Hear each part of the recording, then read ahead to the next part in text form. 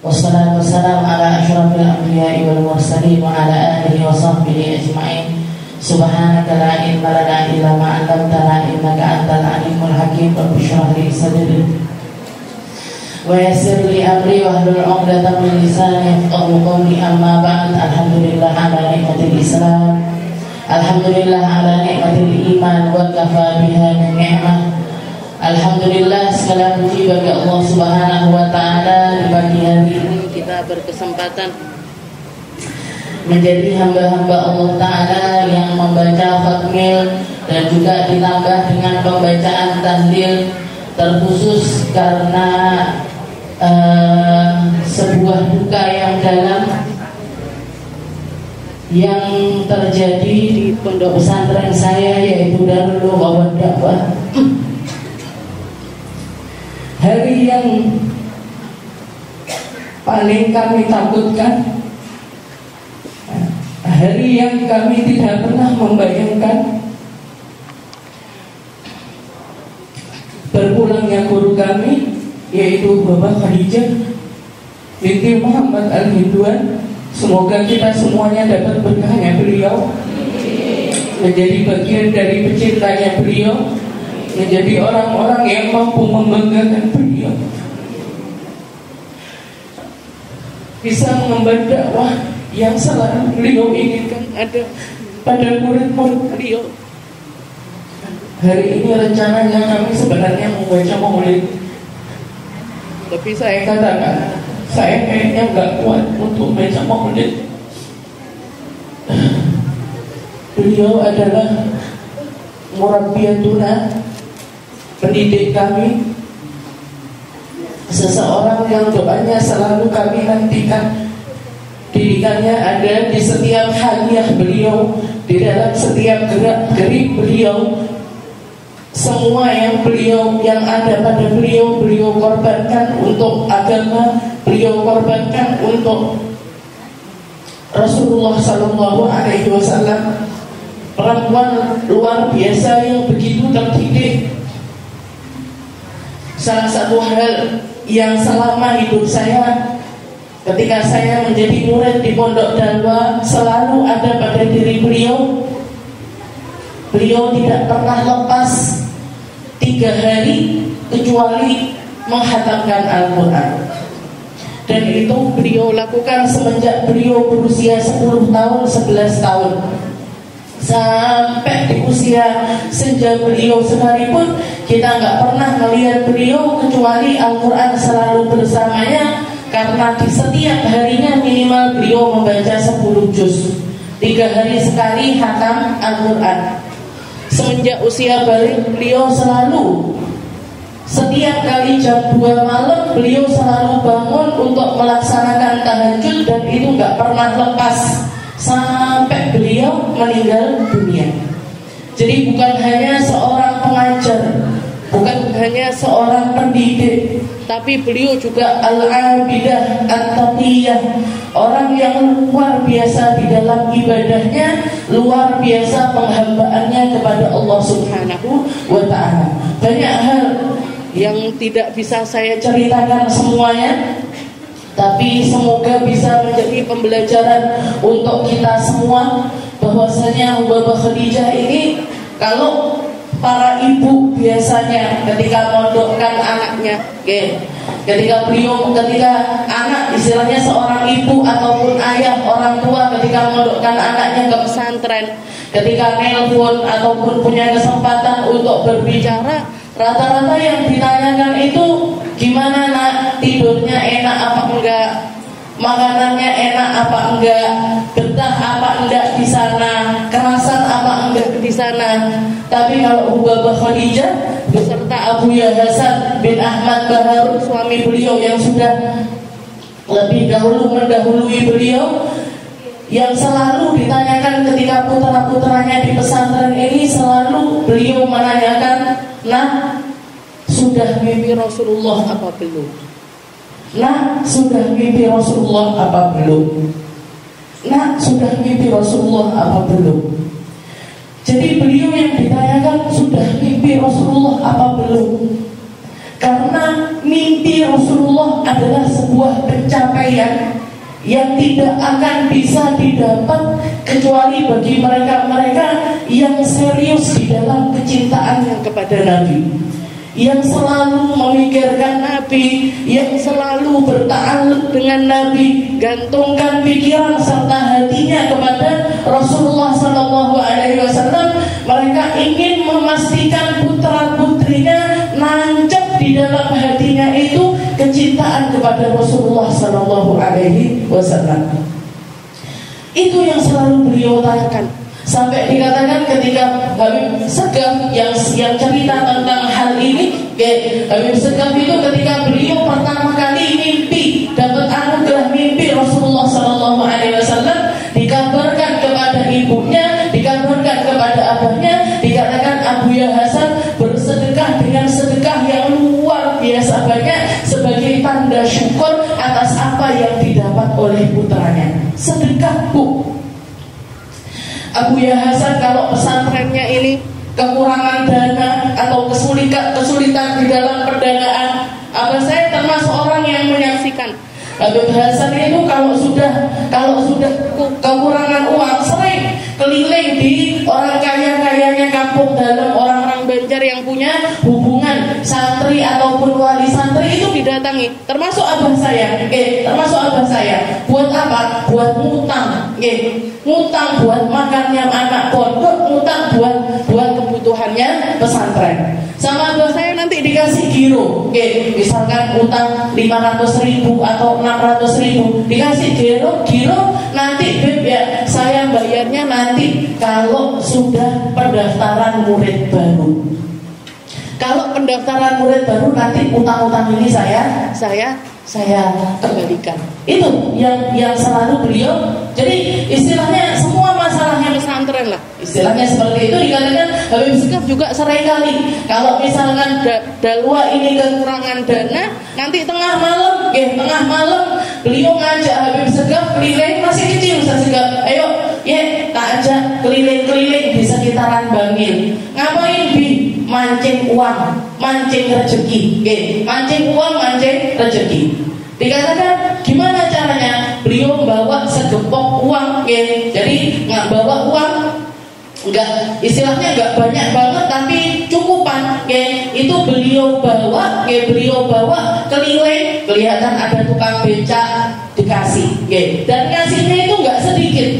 Jadi kalau misalkan diuangkan zaman sekarang, kalau zaman dulu itu uang 5.000 sudah begitu berharga, mungkin zaman sekarang itu 100 ribuan. Satu orang dikasih 100 beca, nanti ada orang yang hidup di pinggir jalan atau apapun dikasih 100 ribu sama beliau.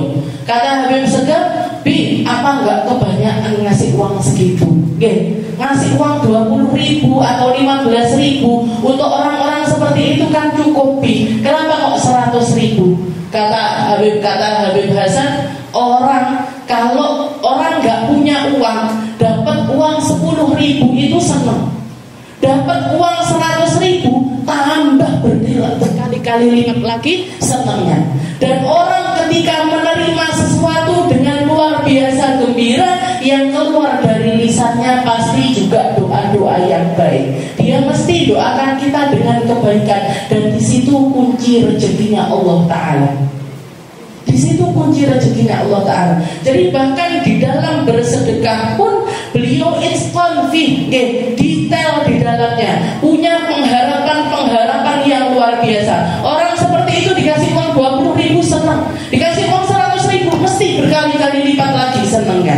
Jadi intinya apa? Kalau kita mau sedekah, sedekah dikit itu baik, tapi sedekah banyak yang sampai bisa menyenangkan hati orang lain itu berkali-kali lipat kegembiraan yang ada pada orang tersebut. Itu yang mancing rezeki untuk datang lebih banyak kepada kita. Seperti itu Abu yang dikatakan Habib Hasan, dan didampingi sama istrinya yang juga luar biasa di dalam ibadahnya. Saya masih ingat beberapa santri senior yang menceritakan ketika saat hari wafatnya Abuya Habib Hasan Baharun, suami beliau, itu beliau langsung menjalankan iddah.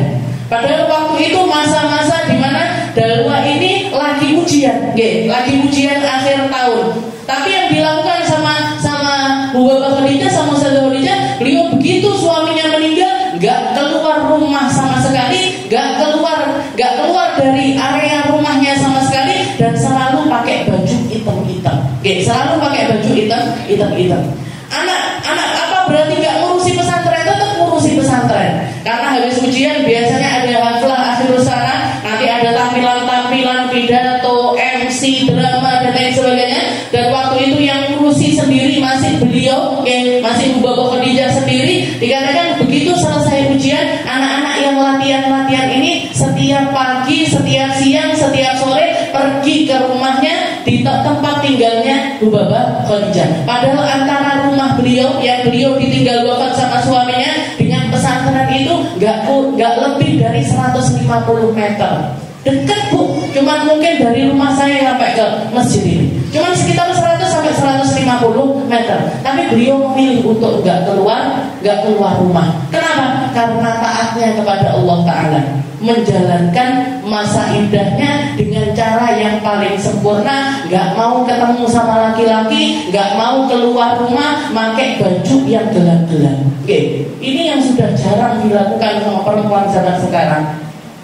Banyak orang nggak ngerti kalau ketika ditinggal wafat suaminya itu nggak boleh ketemu sama laki-laki. Banyak yang nggak ngerti kalau begitu ditinggal wafat sama suaminya ini ada masa di mana dia harus menjalankan masa iddah. Tapi Bu Bapa Khadijah seperti itu. Beliau tetap anak-anak yang ngaji ke rumah, yang yang bagian MC ke rumah, yang bagian pidato ke rumah, dilatih sendiri sama beliau. Ini Bu Bapa Khadijah. Dan putra-putranya mengatakan selama saya melihat pernikahan Abu Hasan dengan Sayyidah Khadijah, nggak sekalipun kami mendengar mereka ini bertengkar. Tukaran kalau bojone nggak tahu Bu.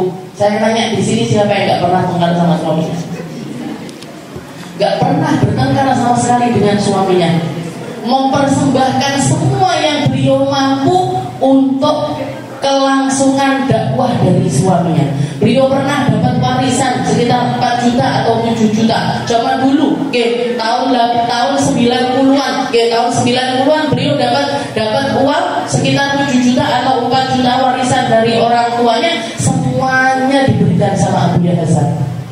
Ya, ini Beb pakai untuk bangun pesantren, Beb ini pakai untuk makannya santri, Beb ini pakai untuk kelangsungan pesantren ini. Bahkan semua perhiasannya dilepas Bu. Warisan dari orang tuanya, kalungnya, gelangnya, antingnya, semuanya dilepas, diberikan kepada beliau sendiri yang jual.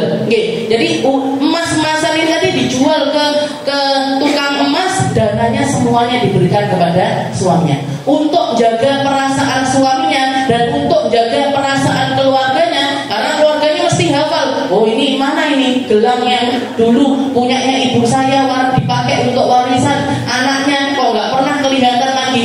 Beliau beli perhiasan imitasi yang dipakai kalau ada acara-acara keluarga ibunya dari pihak beliau, dipakai untuk jaga perasaan suaminya. Jadi seperti itu Bu Bapa Khadijah. Dan saya melihat sendiri, saya ini kebetulan berangkat ke Hadramut diantar sama beliau, pulang juga dijemput sama beliau. Jadi berangkat ke Hadramut beliau, Bu Bapa Khadijah yang mengantarkan saya sampai ke pesantrennya Habib Umar, pulang juga dijemput sama Bu Bapa Khadijah. Dan ini mungkin masih satu-satunya anak Dalwa putri yang berangkat diantar pulang juga dijemput. Rata-rata diantar aja, pulangnya nggak pernah dijemput. Di situ saya melihat betul bagaimana haliahnya Bu Bapa Khadijah. Padahal saya sama-sama, kuatnya ibadahnya beliau, indahnya tutur katanya beliau. Kalau di Dalwa biasanya sekedar ngajar seperti itu, tapi di situ saya melihat hidup bareng bersama dengan beliau. Waktu malam kami berangkat ke Hadramut itu pesawat Indonesia ke Yaman itu makan waktu sekitar 13 jam. Jadi 13 jam di perjalanan itu jenengan saged membayangkan boyoke rasane kaya apa. Padahal waktu itu saya masih sekitar 18-19 tahun. Berangkat dari Indonesia, bahkan dari Jakarta ke Son'a, begitu nyampe ke di Son'a itu masih perjalanan lagi sekitar 13 jam lagi ke daerah Hadramut. Jadi 13 jam tambah 10 jam lah, paling enggak 23 jam perjalanan. Itu naik pesawat sama naik bus. Begitu nyampe di penginapan di Hadramut nih Bu, waktu itu sudah masuk ke bulan Ramadan. Masuk bulan Ramadan, saya itu pikirannya begitu nyampe mau wudu, mau sholat isya, habis itu tidur. Pikiran kita semuanya yang waktu itu hadir ziarah, ikut ziarah, dan saya mau diantar ke pesantrennya. Pikirannya saking keselnya, terus pokoknya wudu, habis itu nanti sholat isya, setelah sholat maghrib, sholat isya di jamak, habis itu mau geletak tidur. Jadi saya ke kamar mandi duluan, kamar mandi duluan. Begitu selesai wudu, ternyata yang bantu Hubabah ini, namanya Ustazah Meli Al-Godri. Ustazah Meli ini nanya ke kamarnya santri, siapa yang sudah wudu? Siapa yang sudah wudu? Saya ngaco, saya Kak. Saya waktu itu saya sama adiknya Ustazah Halimah, Kak Enca Ali terus, Ustazah Aisyah Ali terus. Kak Enca ini. Jadi saya sama Kak Enca yang sudah wudu. Kita Ustazah Kak Meli yang sudah wudu. Disuruh ke kamarnya Hubabah, diajak sholat jamaahan sama beliau. Ya saya nggak ada pikiran apa-apa ini Bu. Ya saya berangkat ke kamarnya beliau sholat. Kita ngelihat begitu kita masuk itu Ustazah sudah sholat. Qobliyah isya. Setelah itu nengok ke kita, sudah qobliyah apa belum? Belum Hubabah. Qobliyah dulu. Qobliyah isya. Habis itu kita jadi makmumnya beliau sholat isya. Selesai sholat isya, beliau ba'diyah isyanya 4 rakaat. Jadi sholat maghrib jamak sama isya. Sholat maghribnya 3, sholat isyanya dikosor 2 rakaat. Tapi habis itu ba'diyahnya 4 rakaat. Ba'diyah isyanya 4 rakaat. Selesai ba'diyah isya, Hubabah nengok lagi, masih kuat sholat. Ayo taraweh sama Hubabah. Nah, Hubabah taraweh akhirnya kita. Di dalam hati ini Bu, ini kayak perasaannya sahabat Nabi yang sholat malam sama Rasulullah SAW, sholat baca surat Baqarah, habis itu baca surat Al-Imran, habis itu baca surat Al-Maidah, habis itu baca surat An-Nisa. Ini perasaan saya kayaknya sama kayak sahabat itu. Kita mikirnya, paling 2 salam habis itu selesai. 2 salam bablas. 4 salam kayaknya selesai. 4 salam bablas. 6 salam kayaknya bablas. 8 salam bablas. 10 salam bablas. Sak witir-witire. Sak witir-witirnya dengan surat yang lumayan panjang-panjang. Salah satu surat yang paling sering dibaca sama Hubabah Khadijah itu akhir surat Az-Zumar. Wasiqal ladina kafaru sampai akhir. Nah, itu surat favoritnya Hubabah Khadijah. Jadi itu pun ikut dibaca. Padahal tuh jenengan nanya sama Ustaz Nur ini kalau mau bayangkan. Jadi sholat tarawih lengkap doa antara setelah 2 salam biasanya ada doa, 2 salam ada doa. Itu lengkap Bu. Sampai selesai. Bahkan ketika rakaat yang jadi salam yang keempat, beliau sempat nengok lagi, masih kuat, masih kuat apa enggak? Kalau capek istirahat aja di kamar. Kita bayanginnya kita umurnya masih 18-19, Hubabah waktu itu mungkin usianya sudah 60 tahun lebih. Mosok sing nom kalah karo sing. Masa yang muda kalah sama yang sudah sepuh. Kuat Hubabah. Kuat Hubabah. Jadi selesai sholat tarawih lengkap kayak di masjid, sak doa-doanya yang panjang-panjang, sak doa-doanya yang panjang-panjang ditutup dengan witir 3 rakaat juga dengan surat yang panjang-panjang plus doanya witir. Plus doanya witir. Jadi mungkin makan waktu sekitar 2 jam. Jadi dari sholat isya sampai tarawih witir selesai itu sekitar 2 jam. Begitu saya sama Kak Enca ini balik ke kamarnya santri, nggak ada satupun yang nyusul ini Bu. Santri-santri yang lain ini nggak ada satupun yang pengen ikut jamaahan sama Hubabah. Ternyata mereka sudah tahu Hubabah kalau sholat mesti panjang. Hubabah kalau sholat mesti, kita nggak ngerti halnya akhirnya ikut. Begitu masuk ke kamar santri semuanya sudah geletak tidur ngorok-ngorok semuanya. Sudah tidur geletak ngorok-ngorok. Dan Kak Meli ini cerita, Pak, kamu pulang ke kamar itu apa kamu pikir Ustazah ini istirahat? Beliau meneruskan baca Al-Qur'annya khataman rutinannya sehari 10 juz itu tetap dijalankan. Bayangkan Bu, kuatnya ibadahnya Hubabah Khadijah. Itu yang saya lihat, ternyata memang ibadah itu bukan kuat-kuatan fisik, tapi kuat-kuatan iman, kuat-kuatan kecintaan, kuat-kuatan keimanan kepada Allah Subhanahu wa Ta'ala. Kita sudah geletak, dan bahkan pagi harinya ini teman-teman ini bukannya malah enaknya ikut sholat jamaah sama Hubabah, nggak ada Bu. Semuanya enak ya pagi malam sholat sama Hubabah panjang. Tapi sekarang kalau saya pikirkan, ternyata saya sama Kak Anca ini justru yang pilihan, karena ikut serta menyaksikan kuatnya ibadahnya Hubabah Khadijah. Dan besok-besoknya beliau ziarah ke, karena di Hadramut itu tempat ziarah luar biasa banyak, luar biasa banyak. Bahkan di tempatnya Imam Muhajir itu ada sekitar 100 tangga yang harus dinaiki kalau mau ke tempat makamnya beliau. Beliau jalan kaki, satu persatu sampai ke atas. Itu ketika saya berangkat, dan di setiap tempat-tempat ziarah itu rasanya begitu berbeda ketika kita ziarah tidak bersama Hubabah Khadijah. Sambutannya Habib Umar, sambutannya Hubabah Nur, istrinya Habib Umar, itu luar biasa. Luar biasa. Bahkan Hubabah itu sampai mengatakan, pokoknya nanti siang makan di sini, malam juga harus makan di sini. Jadi istilahnya untuk menghormati rombongan Hubabah Khadijah ini, siang harus makan siang di rumahnya Habib Umar, malam juga harus makan malam di situ. Sudah saya sembelihkan kambing dan lain sebagainya. Itu Hubabah Khadijah. Jadi dua orang yang begitu saling mencintai karena Allah. Ketika pulang pun saya juga menyaksikan. Jadi begitu kita pulang dari Hadramut itu dijemput sama beliau, mampir dulu ke Mesir, habis itu baru umrah ke Mekah dan juga ke Madinah. Itu di Mesir saya juga menyaksikan. Hubabah ini kalau diajak ziarah-ziarah ke tempatnya Imam Syafi'i, ke tempatnya Imam Busiri, ke tempatnya Sayyidah Nafisah, ke Imam Ahmad Al-Badawi dan lain sebagainya, semangat sekali. Semangat sekali ziarah-ziarah itu tadi. Begitu hari di mana Habib Zain ini ngajak, ayo siapa yang mau ikut ziarah, bukan ziarah, siapa yang mau ikut pergi ke museumnya Fir'aun, ke museumnya Fir'aun, tempat itu piramid itu kan isinya semuanya dikeluarkan, ditaruh di museum semuanya. Hubabah Khadijah ini orang yang pertama kali bilang nggak ikut. Jadi beliau nggak ikut. Terus kita santri-santrinya gimana? Saya nelfon ke abah saya, gimana ini? Ikut apa enggak? Mau mengunjungi Fir'aun, nggak usah baca tahlil, nggak usah baca yasin tapi di sana, Jadi katanya Habib Zain, kalau Sayyidah Khadijah udah beberapa kali pergi ke sana. Kata abah saya, kamu mumpung di Mesir, istilahnya mau balik lagi ke sana itu mengunjungi Fir'aun juga ngapain gitu kan. Akhirnya sama abah saya suruh berangkat.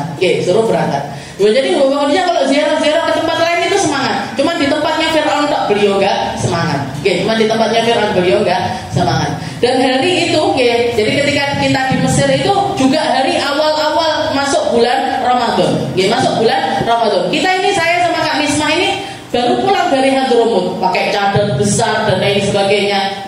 Tapi ketika Habib Zain ngasih pengumuman besok hari pertama Ramadan, tapi karena padatnya jadwal kita ziarah, nggak usah puasa, nggak usah puasa, biar nggak kehausan, biar nggak kelaparan.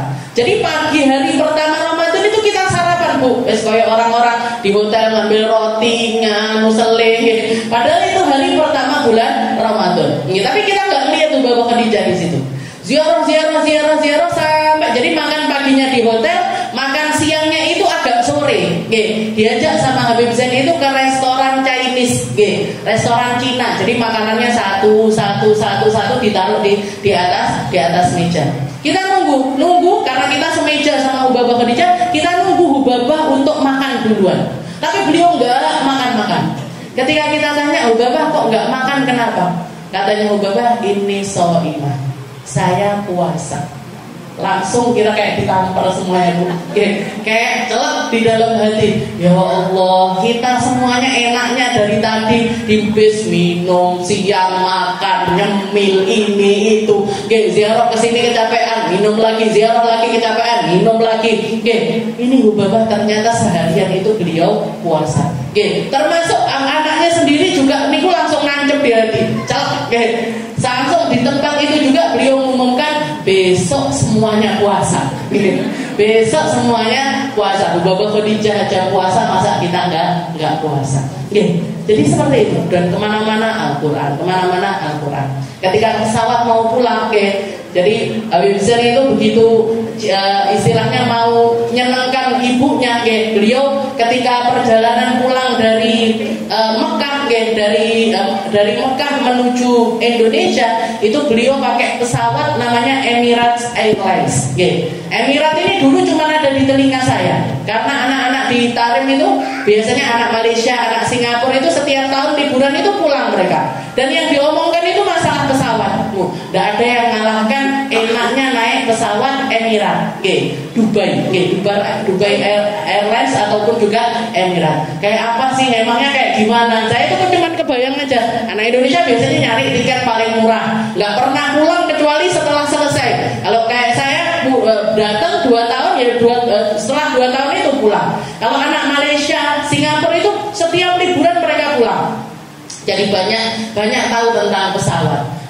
Kita dinaikkan itu sama Habib Zain, dinaikkan itu. Begitu saya duduk, ternyata memang lain. Setiap kursi ada TV-nya. Kalau pesawat sekarang mungkin sudah banyak yang ngikuti. Sendoknya, biasanya pesawat lain sendoknya sendok plastik, ini sendoknya sendok besi yang besar. Ini Kak Meli nih, yang bantu-bantu Baba, itu sempat ngomong anak pondok itu Bu paling seneng kalau ngelihat sendok.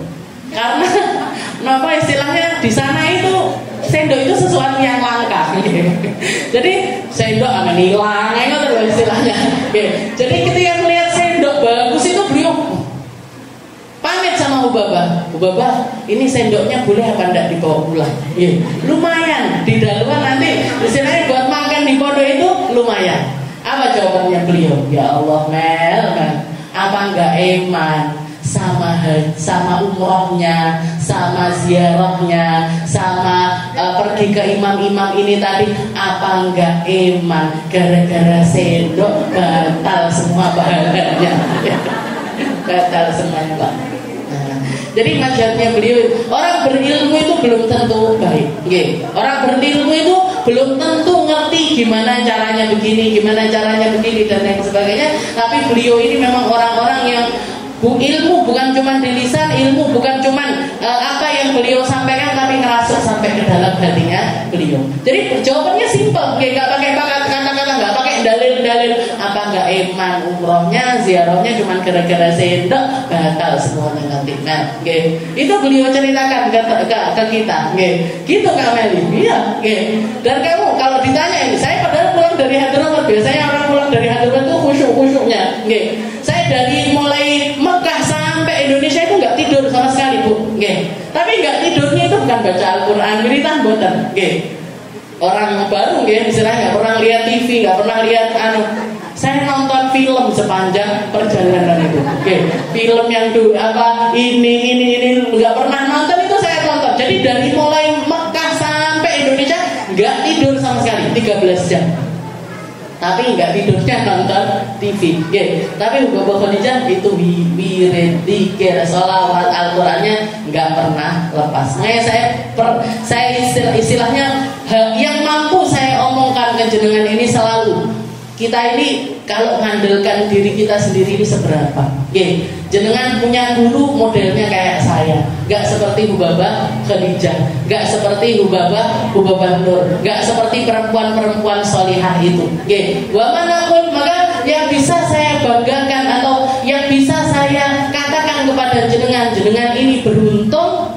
Jenengan ini beruntung bukan karena tersambung dengan saya, tapi tersambung dengan orang yang tersambung dengan manusia-manusia semacam ini. Di akhir zaman, di dunia yang begitu orang jauh dengan agama, yang fitnah di mana-mana, keadaan di luar ini luar biasa mengerikan, tapi tapi kita masih disisakan sama Allah Ta'ala manusia-manusia indah, manusia-manusia yang menjalani kehidupannya dengan luar biasa, manusia-manusia yang sambungannya kepada Allah Ta'ala dan sambungannya kepada Rasulullah SAW itu luar biasa.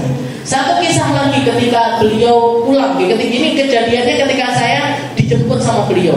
Kalau biasanya beliau dari Sana'a itu langsung ke Hadramut, ini sempat mampir ke tempatnya Habib Abu Bakar Al-Adni. Jadi ziarahnya itu ditambahi ke daerah Aden. Daerah Aden itu antara Sana'a sama Yaman. Jadi datang ke daerah Aden. Dan sebabnya rombongannya Hubabah ini mampir ke Aden itu karena Hubabah Khadijah selama beberapa hari itu dimimpiin Habib Abu Bakar Al-Adni untuk ziarah ke makamnya. Untuk ziarah ke makamnya beliau. Habib Abu Bakar Al-Adni ini saya cerita sedikit Habib Abu Bakar Al-Adni ini kalau jenengan dengarkan Hall Gresik, Hall Gresik dengarkan atau mengikuti mesti kenal sama yang namanya Habib Abu Bakar bin Abdullah Al-Attas, Habib Abu Bakar bin Abdullah Al-Idrus, sama Habib Abu Bakar bin Muhammad Asgar. Karena salah satu muridnya Habib Ali Habsyi ini pernah dapat bisyarah, pernah dapat mimpi, dimimpiin Rasulullah itu mengatakan nanti kamu akan menyaksikan 3 orang laki-laki yang punya nama yang sama dengan makom yang sama di dalam kewaliannya. Yang pertama, di awal usiamu kamu akan ketemu dengan yang namanya Habib Abu Bakar bin Abdullah Al-Idrus. Habib Abu Bakar bin Abdullah Al-Idrus ini yang dijuluki dengan Habib Abu Bakar Al-Adni. Karena tinggalnya di daerah Aden. Salah satu keramatnya Habib Abu Bakar bin Abdullah Al-Idrus ini, di zamannya beliau pernah terjadi hujan susu. Karena ada orang non-muslim yang mengatakan sama beliau, "Beb, kalau kamu memang seorang wali, angkat tanganmu minta sama Tuhanmu suruh nurunkan hujan susu." Turun seketika itu juga. Beliau mengangkat tangannya langsung turun hujan susu. Salah satu peninggalannya air susu itu masih ada sampai zaman sekarang. Letaknya di Museum Turki. Ada di Museum Turki itu air susu yang hujan susu yang turun di zamannya Habib Abu Bakar Al-Adni. Dan di masa ketika beliau Habib Abu Bakar ini ketika masih kecil selesai mondok sama abahnya itu, jadi pulang dari pesantren mau masuk rumah, didikan abahnya ini, beliau mengatakan, abahnya Habib Abdullah ini mengatakan, "Abu Bakar, kamu nggak boleh pulang ke rumah." Jadi begitu selesai pondok nih, kamu nggak boleh masuk ke rumah kecuali dengan syarat kamu membawa satu makhluknya Allah Ta'ala yang lebih rendah daripada kamu. Kalau kamu mau masuk rumah, syaratnya satu, kamu bawa makhluknya Allah Ta'ala yang lebih rendah daripada diri. Pulang, keliling lagi beliau, keliling di jalan-jalan. Kata pertama ketemu sama seorang perempuan pezina, pakai baju yang istilahnya maaf kurang bahan dan lain sebagainya, menjajakan dirinya. Katanya Habib Abu Bakar, kayaknya ini nih lebih rendah daripada saya. Hari-hari saya dipenuhi dengan ilmu. Hari-hari saya dipenuhi dengan Al-Quran, dipenuhi dengan zikir. Orang ini jauh sekali dari kebaikan. Kayaknya dia lebih rendah dari saya. Tapi begitu mau disamperin, beliau mikir, kalau dia sampai akhir hayatnya seperti ini. Tapi kalau misalkan dia setelah itu taubat, kalau dia taubat kembali sama Allah Ta'ala, bisa jadi dia jadi perempuan yang lebih tinggi derajatnya dibandingkan saya. Akhirnya nggak jadi. Jalan lagi ketemu sama seorang peminum khamr, orang yang lagi teler di pinggir jalan. Kayaknya ini yang lebih rendah daripada saya. Tapi kembali lagi, tapi kalau dia taubat, kalau dia begini, begitu dan lain sebagainya, dia bisa jadi lebih tinggi derajatnya daripada saya. Setelah itu ketemu lagi sama seekor anjing yang kena penyakit kurap. Jadi sudah anjing yang liurnya ini najis, sak badannya masih ada penyakit-penyakit di kulit di seluruh badannya. Kayaknya dia ini makhluk. Abahku nggak ngomong manusia, tapi makhluknya Allah Ta'ala. Jangan-jangan dia yang lebih rendah daripada saya. Tapi begitu mau dibawa pulang, kalau saya nanti selamat di akhirat, kalau saya bisa melewati sirat, kalau saya ngambil buku amal saya dengan pakai tangan kanan, kalau enggak, maka niscaya dia lebih baik daripada saya, karena dia hanya akan menjadi debu belakang. Kalau saya, kalau nggak selamat masuknya ke neraka. Kalau nggak selamat masuknya ke neraka. Akhirnya nggak jadi. Jadi beliau keliling seharian nggak nemu makhluknya Allah Ta'ala yang lebih rendah daripada dirinya. Hanya pulang ke abahnya, nangis di depan abahnya, gak ada satupun makhluk di dunia ini yang lebih rendah daripada saya. Ketika putranya ini mengatakan yang semacam itu, baru dibukakan pintu sama abahnya, kamu benar-benar adalah anakku. Kalau yang istilahnya, kalau misalkan kamu bawa makhluknya Allah, entah itu kucing, entah itu lalat, entah itu apapun, berarti kamu gak lulus mondokmu. Dan ini yang diterapkan sama Mbak Khadijah. Santri-santrinya yang berangkat ke Hadramut, pulang dari Hadramut, kayak saya misalkan mondok di Dalwa, habis itu berangkat berguru lagi sama Habib Umar. Syaratnya Hubabah waktu itu yang berangkat ke Hadramut harus balik lagi ke Dalwa, bukan untuk ngajar tapi untuk khidmah. Jadi saya pulang ke Dalwa 2 tahun khidmah di pondok Dalwa itu bukan jadi guru, bukan jadi ustazah, jadi tukang bakul bakso, jadi tukang bersihkan toiletnya guru-guru, punya tugas untuk ngambilkan nasinya ustazah-ustazah, ini ditaruh di kantor ini, segini ditaruh di kantor ini, di sini. Jadi dijadikan babu, tukang nyapu halaman, tukang ngepel masjid, musola dan lain sebagainya. Jadi khidmah, benar-benar khidmah, bukan langsung pulang dari Hadramut jadi ustazah dan kita dididik lagi sama Habib Segaf, sama Mbak Khadijah untuk menjadi orang yang semacam suruh khidmah. Jadi dikatakan Mbak Khadijah ini, ketika beliau dimimpiin beberapa hari, diundang sama Habib Abu Bakar Al-Adeni untuk ziarah ke makamnya beliau. Akhirnya mampir ke Aden. Dan dikatakan Ustaz Segaf cerita, ketika kita nyampe ke Aden itu, tahu-tahu ada seorang laki-laki, orang asli Aden, yang datang ke tempatnya kita. Setelah itu bayari semua hotelnya, akomodasi, kita nyewa bis ini, dan disediakan semuanya sama orang tersebut. Padahal kita nggak pernah kenal sama dia, nggak pernah tahu siapa dia. Nggak pernah tahu siapa dia. Dan waktu itu istrinya Habib Zain lagi hamil besar, lagi hamil besar. Setelah itu begitu selesai, berhari-hari ini saya bertanya-tanya, ini orang ini gimana? Kok kita hotel dibayarin, bis dibayarin, dan akhirnya Ustaz Segaf nanya, kamu ini siapa? Namamu siapa? Dan kenapa kamu mau perlakukan kita seperti ini? Kan kita nggak pernah kenal. Maka orang tersebut mengatakan, saya 3 hari berturut-turut dimimpiin Habib Abu Bakar Al-Adeni, disuruh nyambut tamu dari Indonesia, khususnya adalah Syarifah Khadijah. Dan Habib Abu Bakar Al-Adeni nitip salam kepada Syarifah Khadijah, kalau punya hajat apapun suruh Fatihah ditambahi dengan namanya Habib Abu Bakar Al-Adeni, insya Allah semuanya akan dikabulkan sama Allah Ta'ala. Jadi seperti itu Bu Bapak Khadijah. Itu saya dengar biasanya Bu Bapak itu kalau ziarah ke Yaman itu ya langsung ketarik, tapi ini mampir ke tempatnya Habib Abu Bakar Al-Adeni. Dan dari situ dikatakan karena Ustazah Fatimah hamil besar, putra keduanya Habib Zain itu namanya Abu Bakar Al-Adeni. Dikasih nama Abu Bakar Al-Adeni, tabarukan sama Habib Abu Bakar Al-Adeni yang ada di daerah Aden.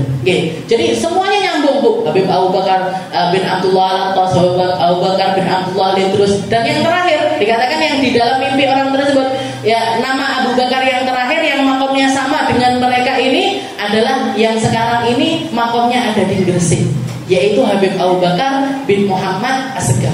Habib Abu Bakar bin Muhammad As-Segaf itu ada di akhir. Jadi yang mimpi ini sudah sepuh sekali ketika melihat Habib Abu Bakar Gresik itu belajar di daerah Hadramut. Jadi beliau itu lahir di Besuki. Habib Abu Bakar As-Segaf Gresik itu lahirnya di Besuki. Setelah itu dapat setahun atau 2 tahun pindah ke Gresik.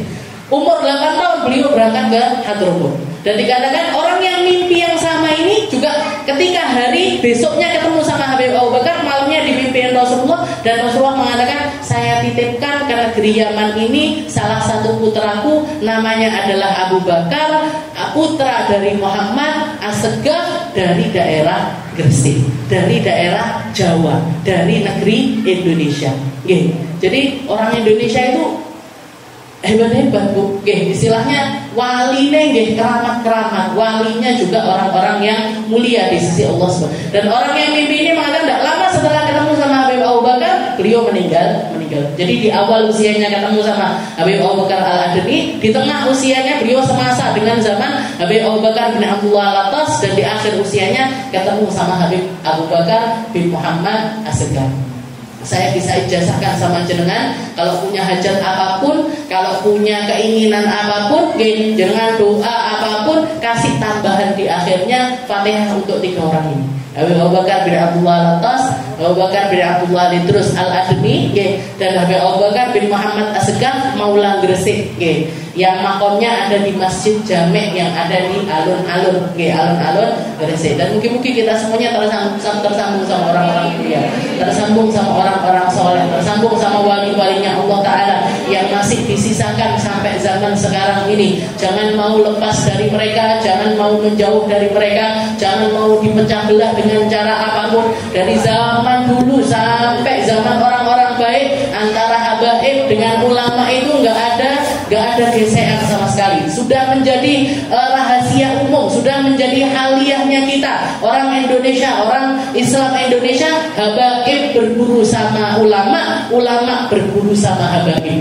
Ulama berburu sama habaib, habaib berburu sama ulama. Itu sudah menjadi satu kesatuan. Bahkan Habib Hasan Baharun ini tangan kanannya beliau, tangan kanannya beliau yang rembukan apapun tentang dalwa itu nggak pernah lepas dari sosok beliau. Itu sahabat karibnya beliau, alhamdulillah masih ada. Mungkin beliau dipanjangkan umurnya, mungkin beliau diangkat derajatnya sama Allah Ta'ala. Seorang ustadz yang namanya Ustadz Qoimuddin, lulusan Sidogiri, lulusan pondok pesantren Sidogiri. Itu sahabat karibnya Abu Yahya Hasan di dalam merintis serta mendirikan pondok dakwah. Kalau Habib Hasan nggak bisa datang, wakilnya selalu Ustadz Qoim.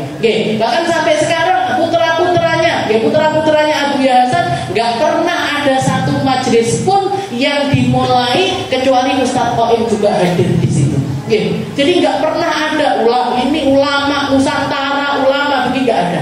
Semuanya satu kesatuan, semuanya membantu dakwahnya Rasulullah Shallallahu Alaihi Wasallam. Semuanya pengen memperbaiki umat, semuanya pengen punya harapan untuk selamat dunia akhirat, untuk selamat di sisi Allah Ta'ala, punya sambungan luar biasa dengan Nabi kita Nabi Muhammad Shallallahu Alaihi Wasallam. Dan di hari-hari semacam ini, wamanaqulu illa ma yurdi rabbana, ini adalah sebuah kesedihan yang dalam, terutama untuk keluarga beliau dan juga murid-murid serta pecintanya beliau. Semoga kita semuanya dikasih kesabaran sama Allah Ta'ala, kita semuanya dikasih kekuatan sama Allah Ta'ala, dimampukan untuk berjalan di jalan dakwah, dimampukan untuk selalu menyenangkan hati-hati beliau, dimampukan untuk selalu mengirimkan hadiah-hadiah terindah kepada beliau, dimampukan untuk selalu nyambung dengan ikatan-ikatan yang kuat dengan beliau. Dan semoga Allah Subhanahu wa Ta'ala mengangkat derajatnya beliau, ngasih tempat terbaik untuk beliau, mengampuni segala kesalahannya, memberikan hadiah yang terindah kepadanya. Dan semoga kita semuanya dimampukan untuk menirukan haliyahnya beliau, dimampukan untuk menjadi solihah seperti beliau, dimampukan untuk menjadi istri yang berbakti sama suaminya, menjadi seorang pendidik yang luar biasa perhatiannya kepada murid-muridnya, menjadi seseorang yang dimampukan untuk ibadah zahir serta batin, ibadah zahir yang banyak sebagaimana beliau, ibadah batin yang luar biasa, punya masyhad yang besar kepada Allah Subhanahu wa Ta'ala dan kepada Rasulullah Sallallahu Alaihi Wasallam. Dan semoga Allah Subhanahu wa Ta'ala menjadikan kita hamba-hamba yang baik, hamba-hamba yang selalu istiqomah di jalannya, hamba-hamba yang selalu dinaungi dengan ridhonya, hamba-hamba yang selalu diberikan kebaikan kepada kita semuanya fid din wa dunya wal akhirah, dalam perkara agama kita, dalam urusan dunia kita ataupun urusan akhirat kita. Ala hadhihi niyah wa ala kulli niyatin salihah wa ila hadratin Nabi Muhammad sallallahu alaihi wasallam bisirril Fatihah.